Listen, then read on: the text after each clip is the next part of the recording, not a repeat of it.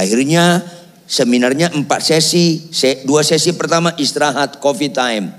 Datang beberapa mereka. Salah satu pendeta muda, Pak Ridwan, setelah aku dengar seminar ini, saya mau tanya, umur anak saya 4 tahun, kenapa? Sakit-sakitan, boleh nggak doa kesembuhan? Langsung saya teriak, berapa tahun? 4. Boleh, langsung saya teriak, 4 tahun.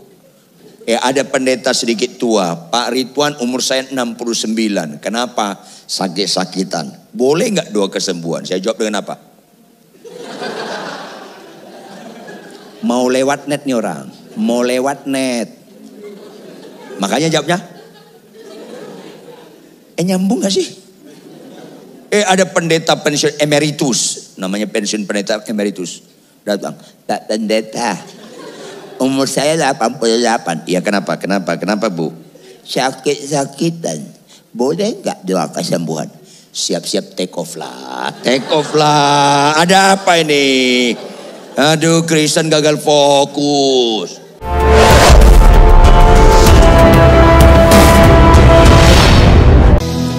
Pendekatan kami kepada Engkau Tuhan, Engkaulah yang menciptakan kami.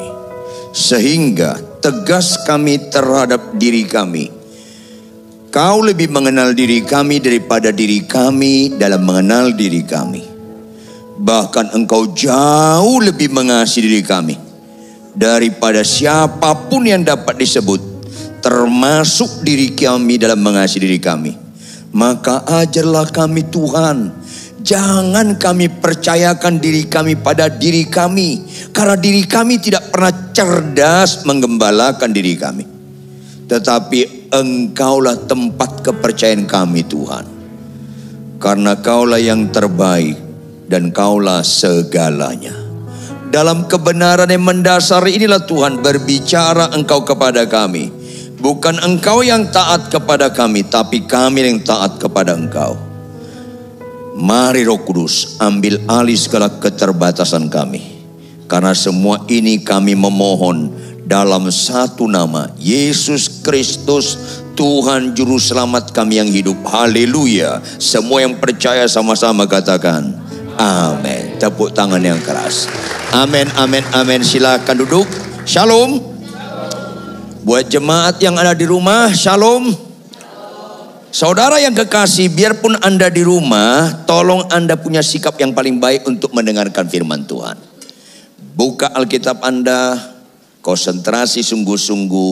Jangan ada kegiatan lain yang bisa mencuri perhatian kita.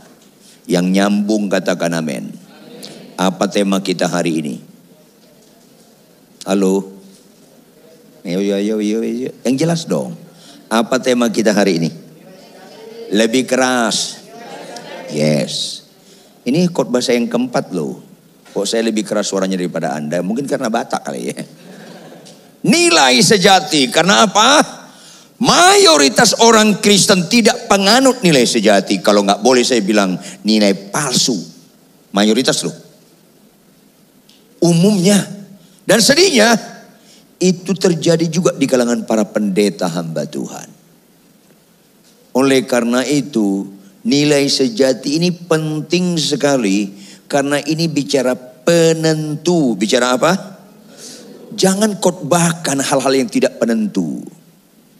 Jangan tertarik kepada khotbah-khotbah yang tidak penentu. Nilai sejati ini menunjukkan kita rohani atau tidak. Khotbah yang bagus diperlukan, tapi khotbah yang bagus bukan representatif rohani. Catat baik-baik. Yuk, mari kita buka ayat firman Tuhan Matius pasal 19.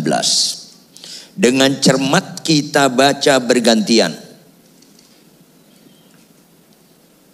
Matius 19 ayat 16 sampai ayat 26. Kalau sudah dapat, saya ajak kita membacanya bergantian. Saya baca ayat yang genap, Anda kaum muda baca ayat yang ganjil. Adapun ayat terakhir ayat 26 kita sama-sama membacanya. Katakan amin. Di bawah judul perikop tentang apa? Orang muda yang kaya. Saya mulai. Ada seorang datang kepada Yesus dan berkata, "Guru, perbuatan baik apakah yang harus kuperbuat untuk memperoleh hidup yang kekal?"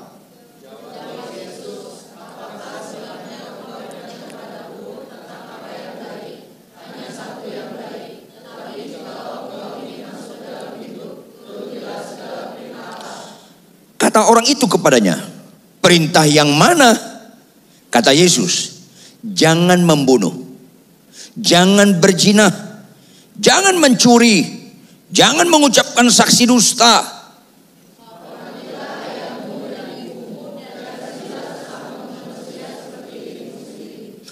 Kata orang muda itu kepadanya, "Semuanya itu telah kuturuti, apalagi yang masih kurang?"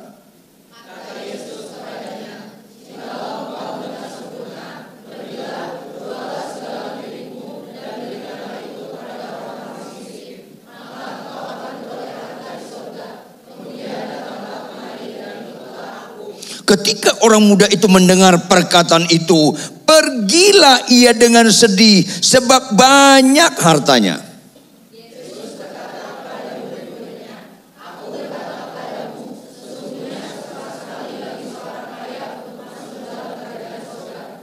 Sekali lagi aku berkata kepadamu, lebih mudah seekor unta masuk melalui lubang jarum daripada seorang kaya masuk ke dalam kerajaan Allah.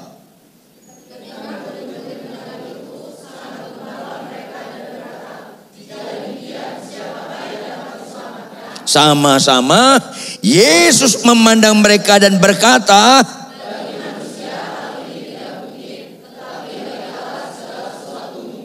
iya. Artinya sentrisnya harus Tuhan, baru mulai belajar nilai sejati. Ada orang menyembah terharu-terharu, tapi kelakuannya sehari-hari mengharukan. Nyambung gak sih? Nyambung lah, orang Anda yang saya maksud. Ada orang menyembah gemetar-gemetar, tapi pulang naik motor lawan arah, orang lain gemetar sama dia. Rusak. Rusak. Saya lagi duduk di satu kafe, terus anak-anak SMA duduk di sebelah sana. Sok tua. Dia bilang sama temannya, tahu nggak? Cara mendekati cewek. Dalam hati saya, cara mendekati cewek lu. Masih SMA lu mulut lu masih disuapin makan, sok cara mendekatin cewek. Turut berduka cita. Tapi sedihnya, di kalangan orang tua pun banyak STH. Walaupun gak sekolah teologi. Apa STH? Sok tahu. Akhirnya, di kalangan Kristen gak ngerti nilai. Padahal nilai itu menentukan kau ikut Yesus atau tidak. Jujur anak-anak muda, mana orang Kristen sulit terlambat? Ke gereja atau ke bandara? Alah kayak rohani loh. Kalau pesawat Anda ke Bali, kemana? Pesawat Anda ke Bali jam 7 pagi. Sampai bandara jam berapa? Kalau ibadah Anda jam 7 pagi sampai gereja jam berapa? Untung saya bukan Tuhan. Kalau saya Tuhan, orang terlambat ke gereja saya bilang petir sambar nih orang. Biar gosong. Ya. Karena nggak ngerti nilai. Mayoritas manusia di bumi, sedihnya mayoritas orang gereja menganggap berhasil kalau pintar. Puji Tuhan Anda pintar. Tapi iblis gak pernah takut dengan orang pintar. Jangan pura-pura gak nyambung. Iblis gak pernah takut dengan orang pintar. Puji Tuhan kamu punya gelar-gelar terbaik dalam akademik. Tapi iblis gak pernah takut dengan itu semua. Karena kita gak ngerti nilai. Apalagi kaya. Mana pernah iblis takut sama orang kaya. Apalagi cantik ganteng, ya Tuhan. Hanya orang primitif menganggap cantik ganteng itu nilai. Yang cantik jangan GR loh. Itu bukan nilai. Ganteng, nggak, jangan GR lo, nggak nilai itu.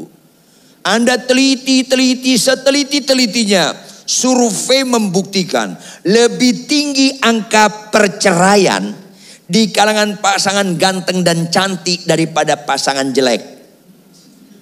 Yang jelek aja boleh ketawa. Ganteng cantik tanpa Tuhan gampang sekali nyeleweng. Orang jelek sulit sekali nyeleweng. Nyodor-nyodorkan diri, dijauhin. Diberkatilah kau yang jelek. Makanya nilai ini seringkali sulit orang tangkap. Yuk kita buka Roma 12 ayat 2 operator. Roma 12 ayat 2. Roma 12 ayat 2. Sama-sama kita baca Roma 12 ayat 2. 1, 2, ya. Tetapi sehingga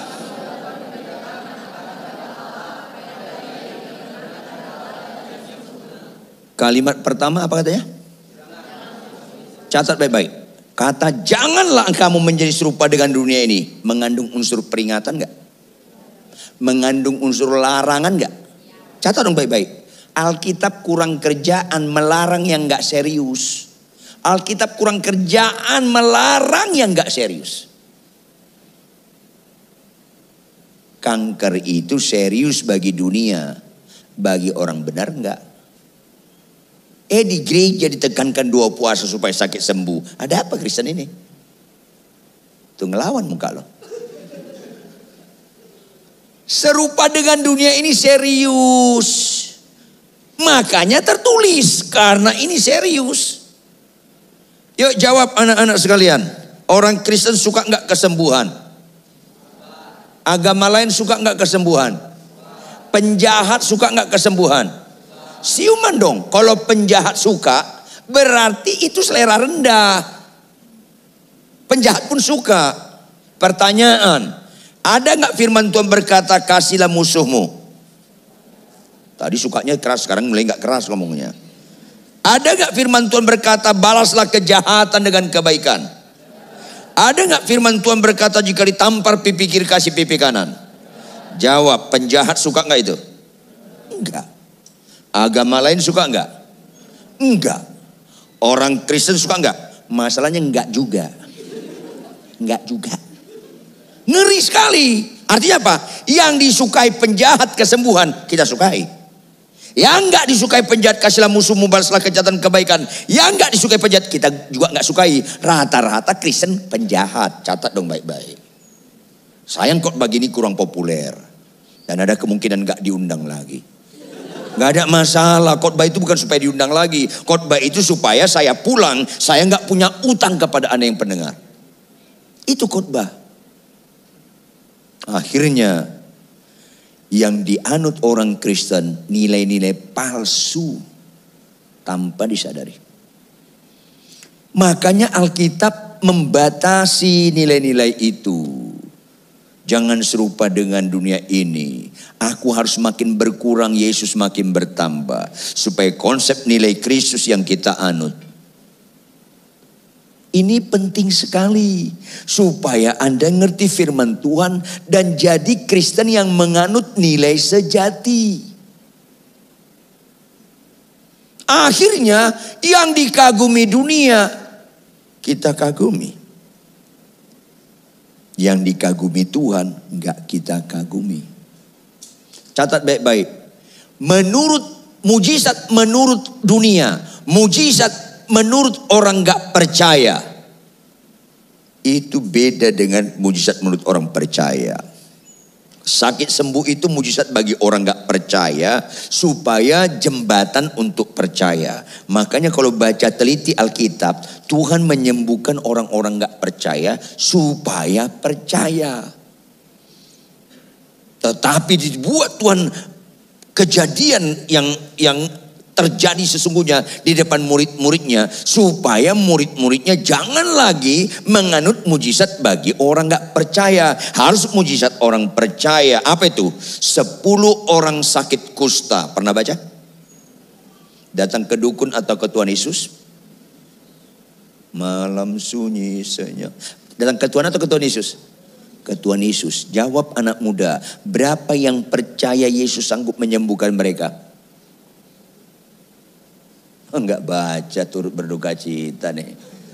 Berapa yang percaya Yesus sanggup menyembuhkan mereka? Semua percaya. Akhirnya berapa yang sembuh? Semua sembuh. Berapa yang menyenangkan hati Tuhan? Satu.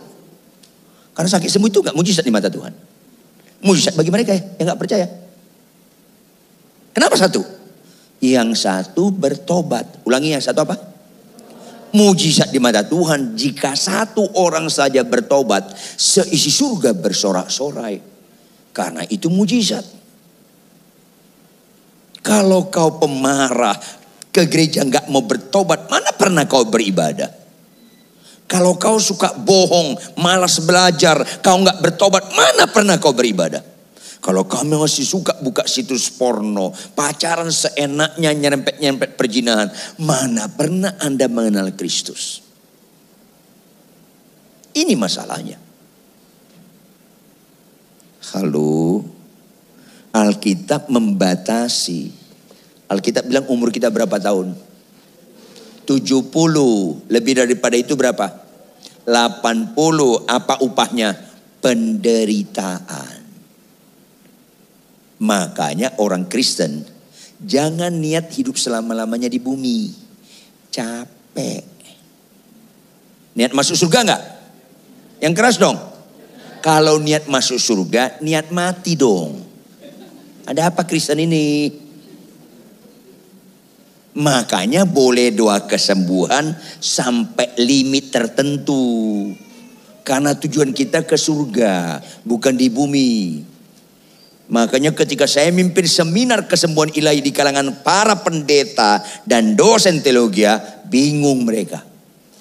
Akhirnya seminarnya 4 sesi. 2 sesi pertama istirahat, coffee time. Datang beberapa mereka. Salah satu pendeta muda, Pak Ridwan, setelah aku dengar seminar ini, saya mau tanya, umur anak saya 4 tahun, kenapa? Sakit-sakitan, boleh nggak doa kesembuhan? Langsung saya teriak. Berapa tahun? 4. Boleh. Langsung saya teriak 4 tahun. Tapi ada pendeta lain datang. Pak Ridwan, umur saya 48. Nah, kenapa? Sakit-sakitan. Boleh nggak doa kesembuhan? Saya jawab dengan setengah suara. Boleh. Karena 48 tahun sudah setengah jalan. Ketawa kalian mengandung kepedihan. Kalau setengah jalan ya setengah suara lah. Ada pendeta sedikit tua, Pak Ridwan, umur saya 69. Kenapa? Sakit-sakitan. Boleh nggak doa kesembuhan? Saya jawab dengan apa? Mau lewat net nih orang. Mau lewat net. Makanya jawabnya.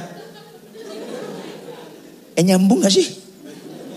Ada pendeta pensiun emeritus. Namanya pensiun pendeta emeritus. Datang. Pak pendeta. Umur saya 88. Iya kenapa? Kenapa Bu? Sakit-sakitan. Boleh nggak doa kesembuhan? Siap-siap take off lah. Take off lah. Ada apa ini? Aduh, Kristen gagal fokus. Jawab. Kalau kita naik pesawat ke Bali, kemana? Maunya pesawatnya on time atau delay? Kalau delay kesel nggak? Kalau delay 2 kali, ngamuk loh. Mana lebih bagus, surga atau Bali? Kalau dipanggil ke surga maunya on time atau delay? Sesat Kristen ini. On time-nya sambil takut on time. Alah Kristen. Nggak banyak penganut nilai sejati. Itu masalahnya. Berubah melalui pembaruan budimu. Itu proses panjang. Makanya kalau sakit keras, Anda kalau sakit keras, amin Tuhan, amin. Kalau ini momentum kau panggil aku Tuhan, tolonglah jangan delay lagi Tuhan. On time lah. Gitu. Tuh menolak muka kau itu. Susah. Saya tahun 2022, serangan jantung parah. Dilarikan ke Siloam untuk disiapkan diterbangkan ke Singapura. Saya bilang berdoa dulu, berdoa. Kenapa harus ke Singapura? Maksud Pak Pendeta apa? Ayo berdoa, ayo. Tuhan tolonglah. Kalau ini kesempatan aku meninggal, dalam nama Yesus on time lah Tuhan, dalam nama Yesus on time lah. Tuhan bilang delay. Makanya kita ketemu, malas saya sebenarnya. Kalau saya mati ketemunya sama siapa? Saya ketemu Abraham, Daud, ketemu Maria, Ribka, Esther, ketemu Daniel. Mendingan ketemu mereka daripada muka lu pada begini. Mendingan ketemu mereka. Nyambung gak? Benahilah menilai kita. Bukan soal panjang umur pendek umur. Bukan soal sembuh atau gak sembuh. Soal benar atau gak benar hidup kita ini. Katakan amin. Tepuk tangan. Itu dong. Supaya siuman kita ini jangan pingsan terus. Nah, konteks kebenaran ini, anak muda yang kaya ini, kalau Anda perhatikan, dia lagi bicara pamer. Tuhan buat momentum itu untuk ngajar Petrus dan kawan-kawan. Dengan kata-kata manis, dia mau pamer. Datang anak muda ini orang kaya. Mungkin kalau saat ini jam tangannya mungkin Richard Miller 2 miliar. Handphonenya Vertu yang harganya ratusan juta. Sepatunya mahal-mahal semua. Tetapi miskin di mata Tuhan. Saya kalau khotbah sama orang kaya, keras sekali khotbah saya. Ada orang kaya gak sini? Lihat saya. Keras sekali khotbah saya. Karena supaya mereka bertobat. Banyak gak orang kaya sombong? Banyak. Makanya keras khotbah saya. Tapi jujur, ada gak orang miskin sombong? Ada. Ada.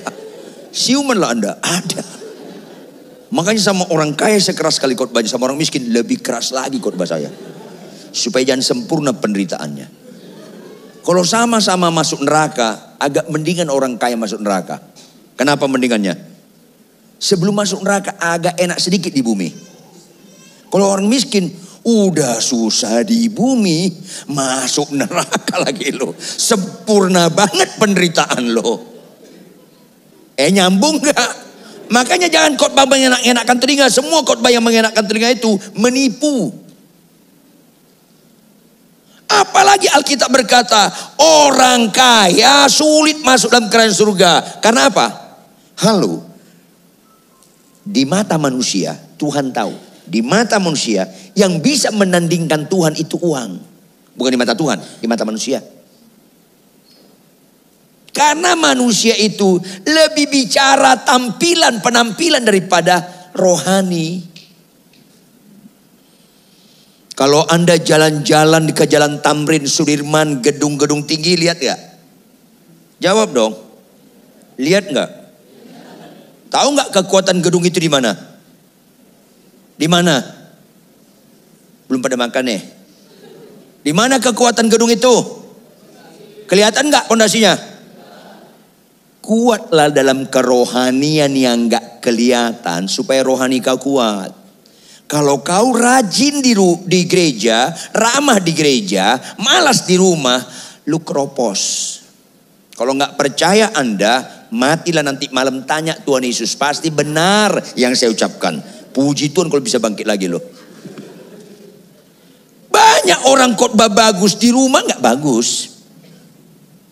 Banyak hamba Tuhan ramah sekali, sabar sekali sama istri orang, kasar sekali sama istrinya. Ini kan pemain sinetron semua. Itulah tipuan setan yang mengerikan. Akhirnya orang gak tahu nilai itu mulai dari garam baru terang. Jadilah garam, jadilah terang. Garam dulu. Kenapa garam? Garam itu berfungsi kalau gak kelihatan. Rohani yang benar mulai dari kerohanian yang gak populer. Gak usah khotbah, gak usah mimpin pujian, gak usah tampil di depan. Tapi benar gak lu di rumah? Itu nilai. Tapi ada orang worship leaders, singers, penari altar. Malasnya auzubillah bin jalik. Pemarah. Gampang tersinggung. Akhirnya rohani kita rohani-rohani yang lapisan tampilan, kemasan. Ini nanti kecewa banget ketika masa penghakiman. Tahun ini saya 44 tahun jadi hamba Tuhan. Selalu bilang sama diri saya katakan sama mahasiswa, kepada dosen atau pendeta-pendeta, Jangan khotbahkan yang nggak kau lakukan. Anda main-main. Kalau kita menyembah, aku mengasihi Engkau Yesus, Anda sedang mengejek Tuhan. Walaupun Anda nyanyi sungguh-sungguh, terharu-terharu, tetapi kalau kau malas baca Alkitab, mendingan diam, gak usah nyanyi. Karena mengasihi itu bukan ketika di nyanyian, tetapi kalau kau di rumah capek nggak capek, ngantuk nggak ngantuk, sehat kurang sehat, konflik tidak konflik dalam rumah tangga, kau tetap bangun pagi baca Alkitab. Itu kerohanian yang gak kelihatan, itu kekuatan. Makanya Alkitab kata mengasihi dalam lagunya apa? Ku renungkan firman-Mu, lanjut, siang dan malam ku pegang perintah-Mu dan ku, jangan nyanyikan itu kalau kau masih melawan orang tua. Kok kau gak lakukan hormati orang tua? Jangan lakukan itu kalau kau ujian masih nyontek. Yang nyontek lihat saya, nah gitu dong. Jangan lakukan. Itu nyanyian itu mengejek Tuhan. Agama sebelah sembahyang subuh, orang Kristen ngorok semuanya. Termasuk sebelah kiri kau itu. Sebelah kiri kau itu suka ngorok tuh. Iya, sebelah kiri lo. Lebih ngeri sebelah kanan lo. Itu lebih ngeri lagi tuh. Yang paling ngeri yang nunjuk-nunjuk. Itu lebih ngeri lagi tuh. Udah bangun kesiangan gak baca Alkitab. Kayaknya bisa ngebohongi Tuhan. Hidup ini adalah kesempatan. Langsung malaikat di gereja kasih backsound. Kesempatan ngorok. Alah, kau kira Tuhan bisa kau bohongi. Makanya bersyukurlah sebelum mati lo udah dengar firman hari ini. Supaya kalau tahun depan mati agak beres hidup kita ini. Katakan amin. Iya. Makanya anak-anak muda, orang ini pamer, bukan sesungguhnya. Tuhan Yesus katakan sesuatu untuk mengerti situasi anak muda ini, supaya jadi pemuritan bagi Petrus dan kawan-kawan. Apa itu? Apakah sebabnya engkau bertanya kepadaku tentang apa yang baik? Karena anak muda ini berkata, Guru, perbuatan baik apakah yang harus kuperbuat untuk memperoleh hidup yang kekal? Dia tanya gitu supaya dijawab Yesus, dia bisa pamer. Oke, digunakan Tuhan Yesus.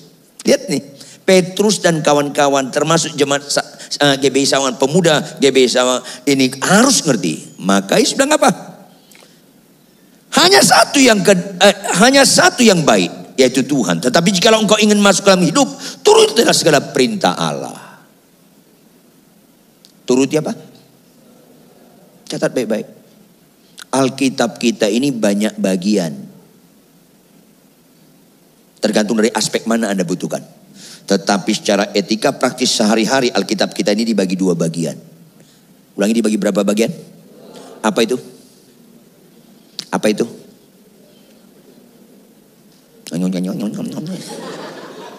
Dibagi berapa tadi? Apa itu?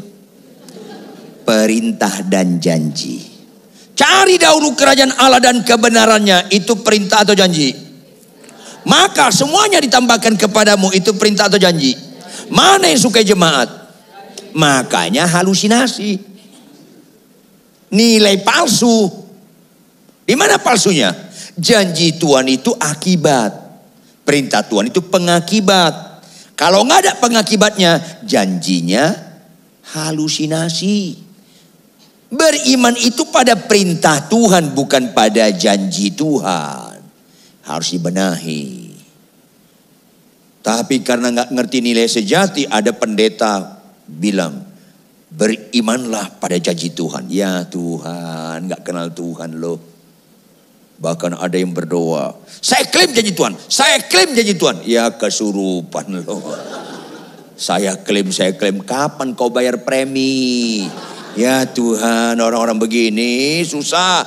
Karena pendetanya ngomong saya klaim jadi terus, jemaat ikut. Amin amin kita klaim. Amin amin kita klaim. Itu kan kesurupan berjamaah. Karena nggak mengenal Tuhan. Makanya Tuhan bilang, apa katanya? Tetapi jika engkau ingin masuk dalam hidup, turutilah segala perintah Allah. Berapa perintah Allah? Berapa perintah Allah? Seluruh. Yuk kita buka Yohanes 14 ayat 15 operator. Yohanes 14 ayat 15. Sama-sama kita baca Yohanes 14 ayat 15. 1, 2, ya. Jikalau kamu mengasihi aku, kerohanian yang terbaik mengasihi Tuhan.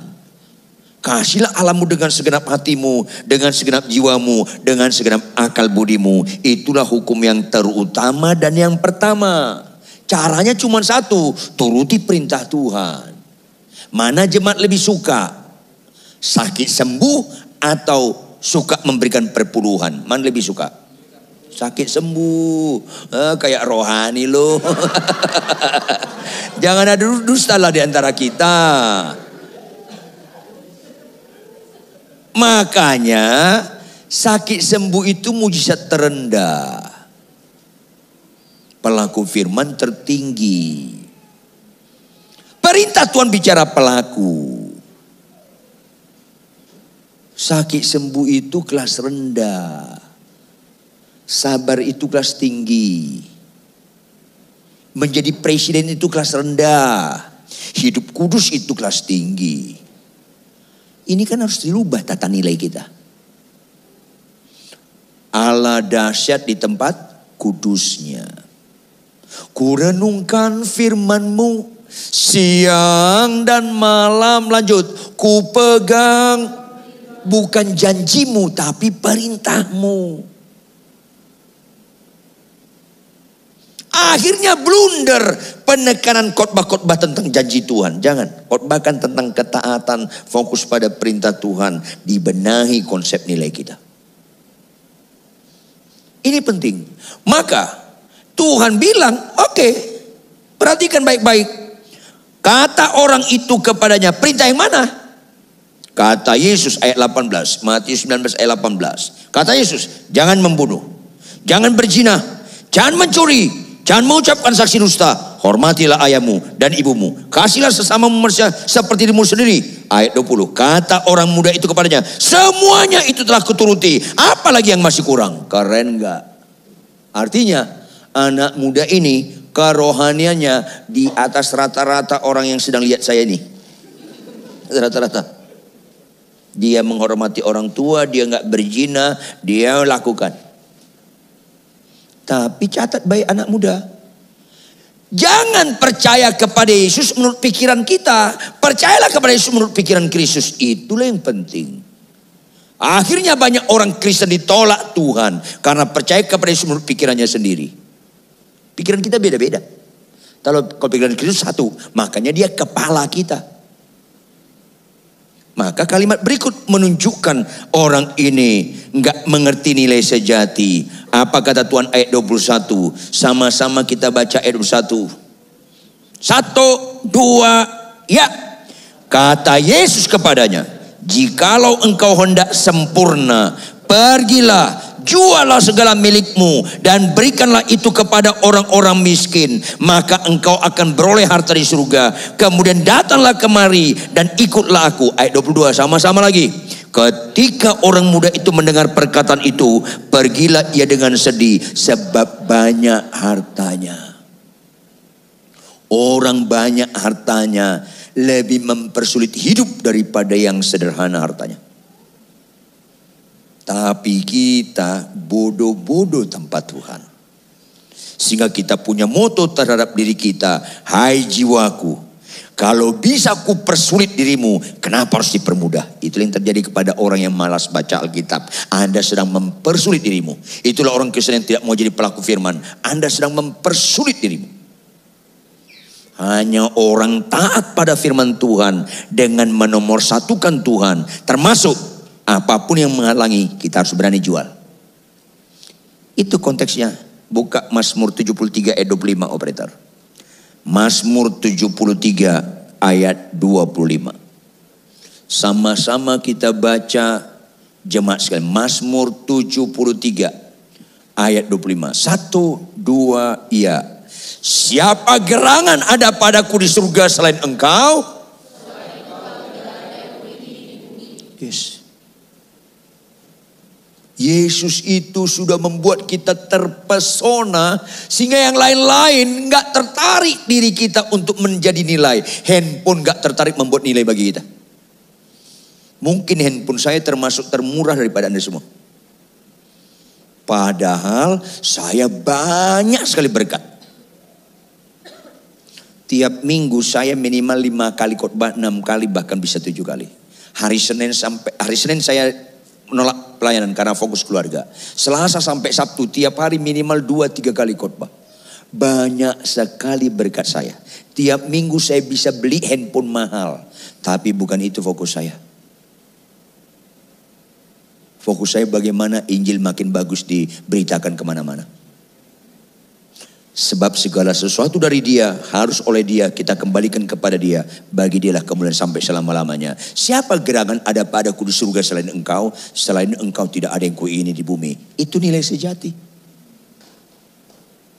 Tetapi untuk menerapkannya gak segampang dikhotbahkan. Itu masalahnya. Tampilkan Markus 1 ayat 42 operator. Markus 1 ayat 42. Sama-sama kita baca Markus 1 ayat 42. 1, 2, ya.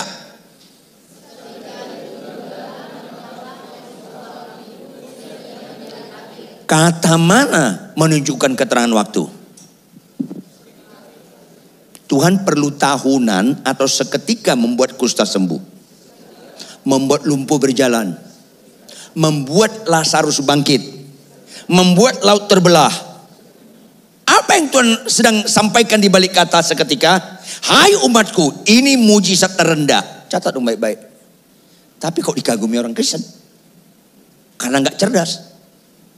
Seketika. Apa makna di balik seketika?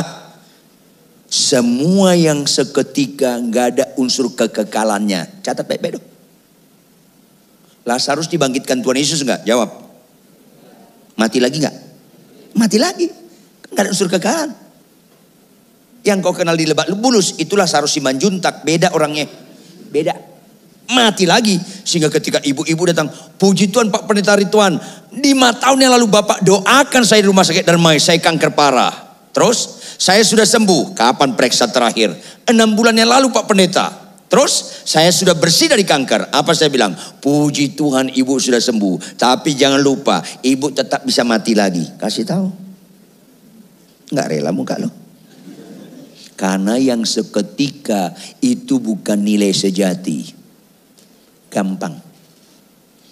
Jawab. Membalas kejahatan dengan kebaikan. Itu perlu proses tahunan atau seketika? Jawab dong. Jawab dong. Halo, saya tahun 79 pembina pemuda gereja seJakarta Bogor. Tapi tahun yang sama saya kedua kali masuk penjara karena sadis dan kejam. Udah pendek, jelek, sadis lagi. Pantas banget ke neraka. Makanya saya dapat mujizat sakit jantung parah. Jangan lupa, bukan sakit sembuh saja mujizat. Sehat sakit parah pun mujizat. 6 bulan 23 hari saya opname di rumah sakit Cipto, nggak ada harapan hidup. Berat saya 32 kg, super langsing, mau langsing, sakit jantung lah. Darah tinggi saya 230/40. Atasnya tinggi sekali, bawahnya rendah sekali. Napas saya satu-satu kayak ikan mas koki. Karena banyak dosanya. Kalau banyak dosanya paling cocok sakit jantung. Supaya napasnya satu-satu. Supaya banyak minta maaf. Sebanyak 6 bulan 23 hari minta. Jadi kalau jahat paling cocok sakit jantung. Jangan bisul, jangan bisul. Gak bertobat kalau bisul.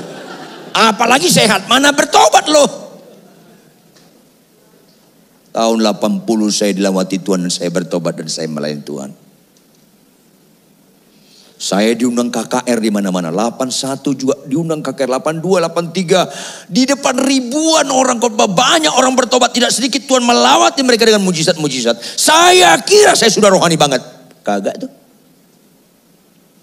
Tahun 84 ketahuan aslinya.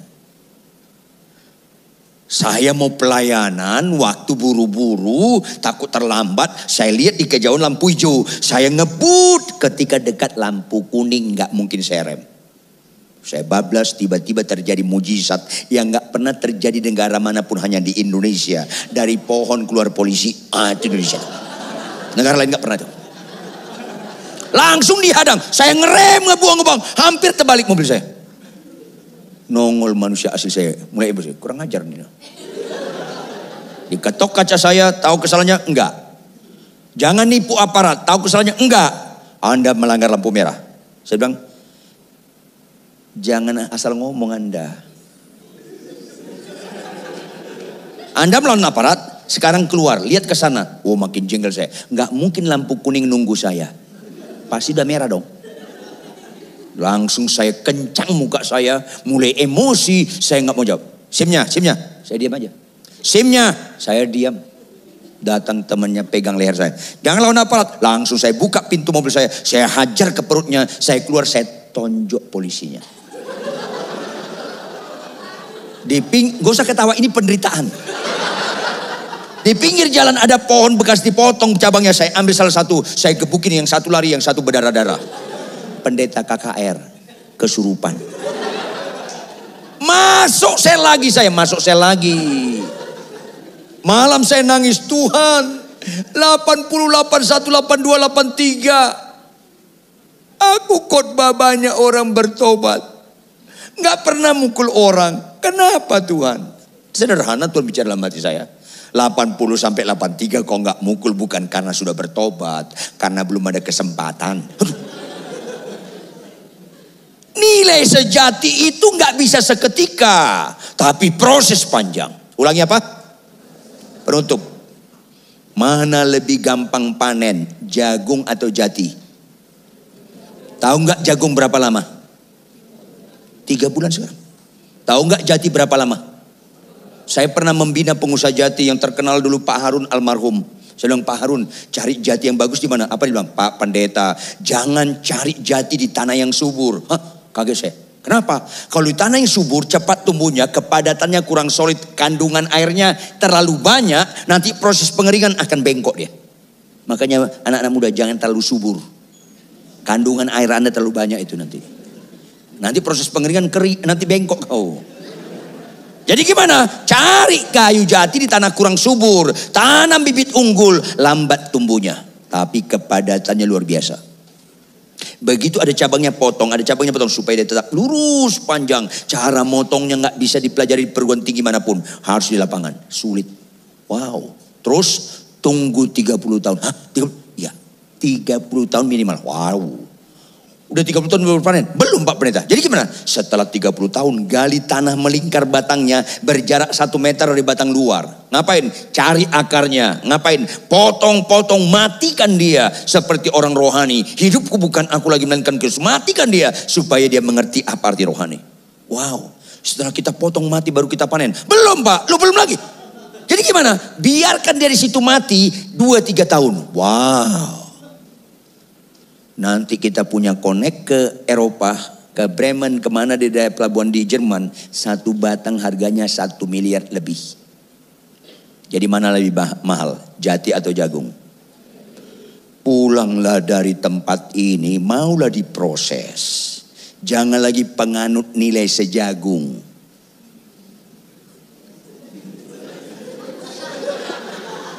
Tell me lo. Anutlah nilai. Yes. Diproses. Makin gak cocok kau hadapi adikmu, kakakmu, temanmu, tetap taat pelaku firman. Diproses. Bagaimanapun kelakuan orang tuamu, gak ada hak kita untuk melawan. Diproses. Makanya makin sulit proses itu, makin mahal kita. Bangkit berdiri, tepuk tangan yang keras buat Tuhan.